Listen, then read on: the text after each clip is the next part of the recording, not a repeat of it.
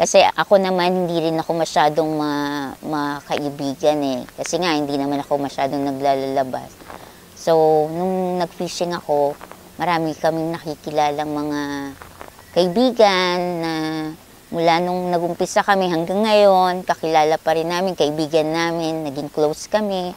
And even yung mga families nila, naging ano din namin, parang kapamilya na rin namin. Ganun ang naano sa amin ng fishing.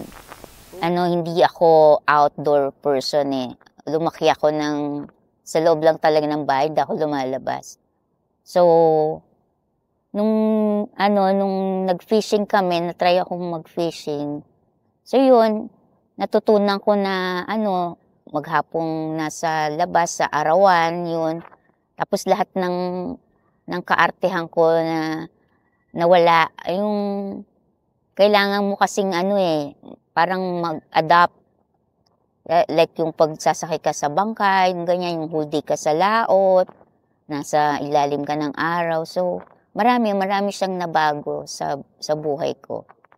Physically, sa health, maganda talaga. Kasi you're outdoors.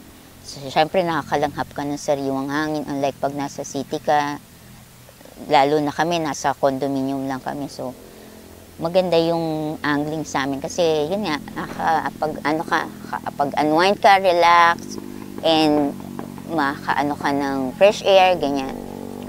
Mentally, yun nga, nagiging relax ka din. Tapos, pag kasi nag-fishing ka, alam mo yun, yung nakakapag-isip ka, and importante yun yung relax ka and stress-free. Kasi, pag stress-free ka, connected yan sa health diba? So, yun siguro yung din, isa sa benefits ng angling. And yun nga, marami kang nakikilalang tao,